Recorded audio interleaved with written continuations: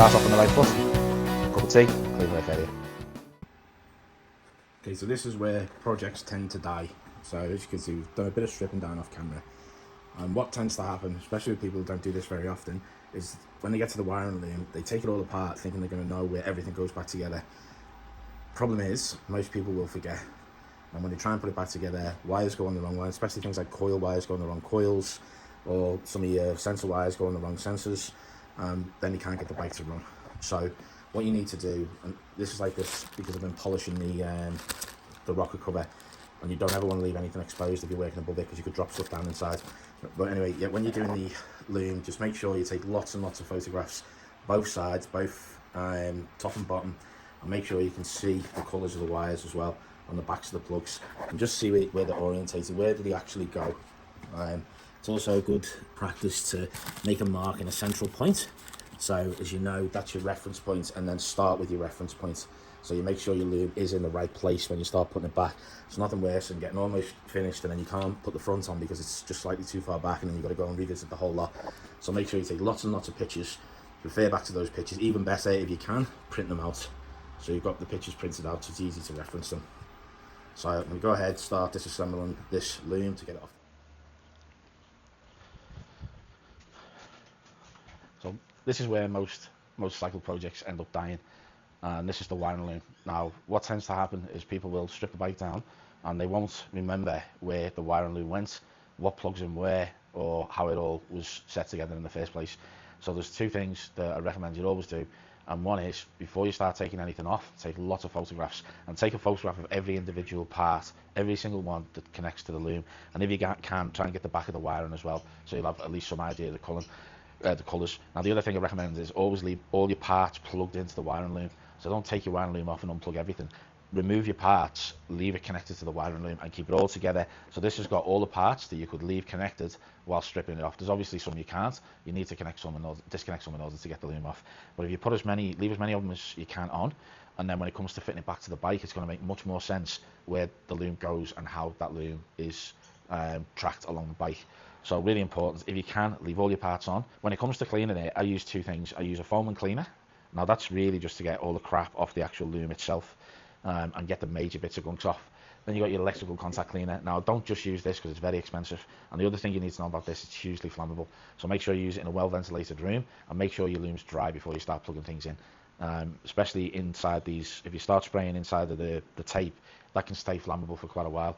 So do your first work with a foam and cleaner, get as much of it as clean as you can, big roll of paper, and then once you've got all that done, start disconnecting your parts one by one, and clean all of the connectors one by one, and then connect the part back on, and then go to the next part. So that's what we're doing next, and let's see how it goes.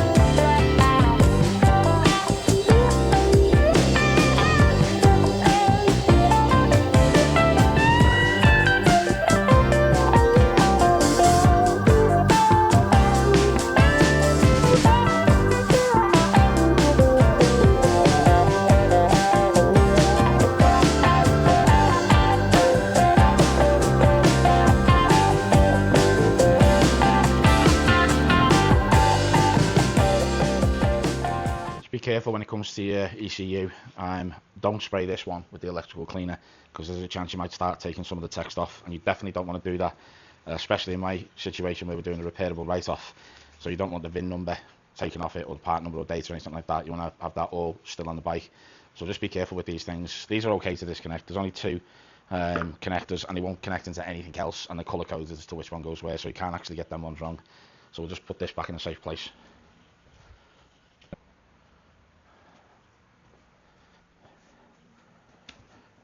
Okay, so now the loom's had a good time to dry, evaporate off all of that flammable liquid. The next thing we need to do is just check that the solvents haven't started to bring off tape. So what happens is the solvent gets under the tape, it starts to pull it off, and then it'll start to slowly unravel. So what we want to do is we want to find any of those bits. There's a bit here, you can see the tape started to come off. Get yourself a pair of scissors. So don't be tempted to do any of this by hand, because you'll get sticky stuff. You'll get the adhesive onto your fingers, and then it won't stick back. And then once you've done that, get a fresh roll of tape. Again, don't be tempted to tear it or use your teeth or anything like that. Always use scissors, so you don't get any of the adhesive on your finger, and then it won't stick properly to the job. For the bottom bit, you're kind of okay, because you can go over yourself, and then just go over those bits where the tape had started to lift with some fresh tape. And always end your tape on top of new tape. Don't end it on the old tape, because it still might have some stuff on the surface that you don't want to affecting whether or not it's going to stick or not. Again, use your scissors to cut the end of it, and then push it down from the outside so it doesn't end up just peeling off again. But this one's quite good actually. There doesn't seem to be a lot of places where the tape has started to peel. Now this is probably because this is only a 2012. If it was an older bike, then you'd probably have a lot of this tape starting to come off. So just there's a piece there coming off, so just take it back to where you can actually feel the friction still there. This tape's still working. Put it down, and then give it a coating of fresh tape.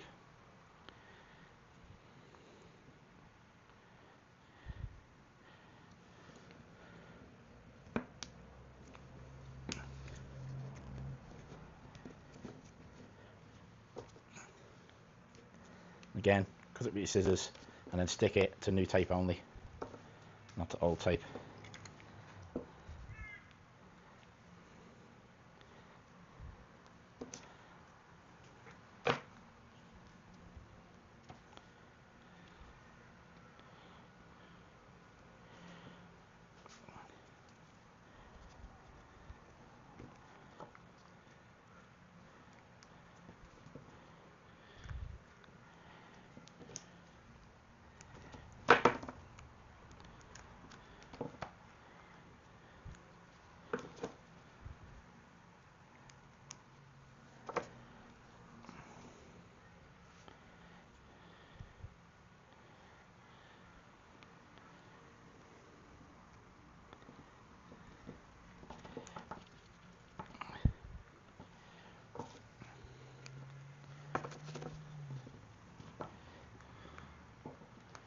Okay, so let's take the loom over to the bike and make a start on getting it fitted back.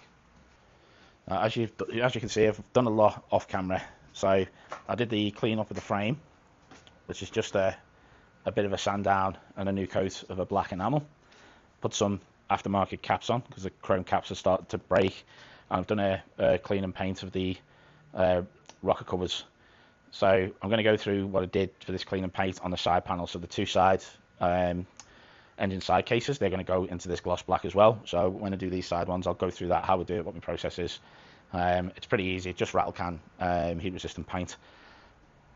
So now in this position, we actually need to take the airbox off, because the loom goes down behind the airbox. So it's important to pull that off and make sure the loom goes in the same way as it was when you took it off the bike. With the rocker cover, the reason it's on here, even though it's just been painted, is if you don't have this on, what can happen is you put your loom on, you think it's all nice and neat, then you come to put your rocker cover on and you can't get it in because the loom's too low. So if you have your rocker cover in place while you're putting your loom, you can just check and make sure you can still get your rocker cover off with where you've put the actual loom itself.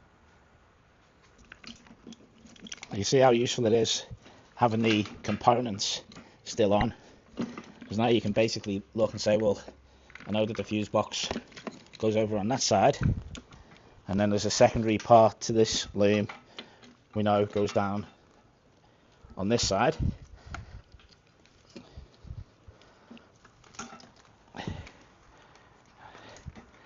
And then the full part of the loom goes up and forward like that.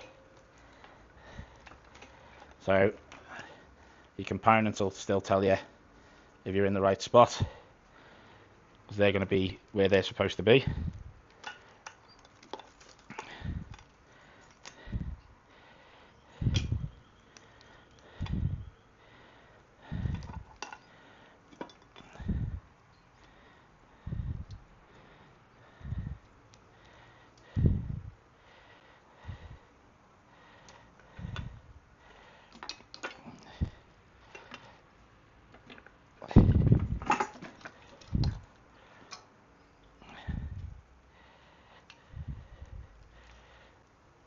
Okay, there we are, this first component on.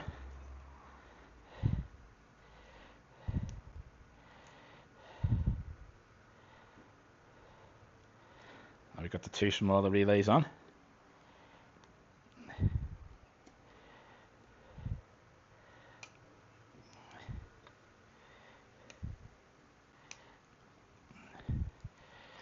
So we know for sure that that bit is in exactly the right place.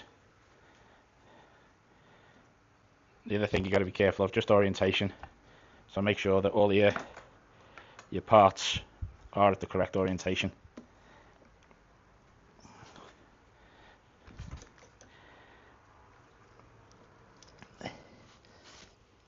Again, they'll quite often, the way they're bent, and see how they've held position.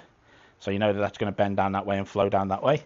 So you know that this one needs to be in that side of the fake carburetors.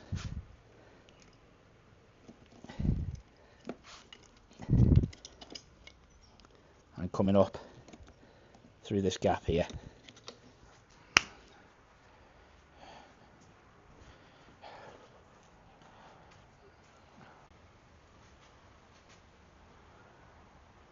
So after wasting a huge amount of time trying to find the bolts for this fuse box, I then realised they're not bolts.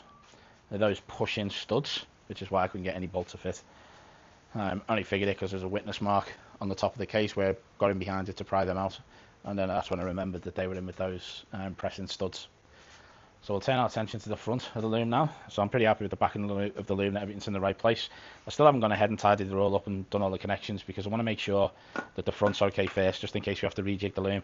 Now on these coils, the coils were a bit different. They were pointing with the wires at the front and the high tension lead at the back. And this wire was went above the coils. So it's sat like that, and that stands to reason, because you want to keep that coil as far clear as you can. So we'll start focusing on the front bit now and get the coils sorted out.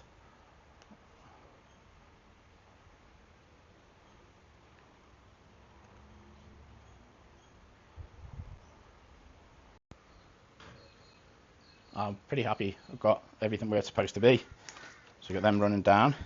This is the only loom that should run forward, and it should run forward with the cables. And if you ever get a piece like this, and I know where this goes, sits in there like that, and then the loom sits through the gap here. So it's got a cutout for the loom. The one on the other side doesn't have a cutout, so it goes all the way up to the top. So you wouldn't be able to get your loom through on the other side. But if you ever come across a part like this and you don't know where it's from, then what you can do, I mean, this is telling us it's a left hand anyway, but what you can do is just go onto the Triumph website, go to find their parts, and then put in the part number and do a search, and that'll show you where that part's from then. So just if you've got something odd and you're like, well, where the hell does that go, then that can do that for you. These I'm going to put on, but they need cleaning up, so I'm going to clean them up off camera. It's just a case of getting some plastic cleaner and try and get off the drip marks from when the bike's been cleaned at another point. It looks like it's got some soap marks on there. So I'll clean these up and then we'll come back. So as you can see here, I've done a fair bit of work off camera, just getting the bars on so then you can get the wiring on and then in its approximate position. So everything looks pretty good, but big mistake was made. So I thought this was a battery negative, but it isn't. It actually goes on to the starter relay down there, which means it goes between this box and this frame member. Now there's insufficient room there to put those connectors through. So this whole airbox has got to come off again. And to take that off, you've got to take ignition switches, battery box, and the computer has got to come off. So that's a bit of a bummer. It's got to go back, do a lot more work. So I think I'll leave this episode here and go on to a part 2 for finish off and testing the electrics. See you next time.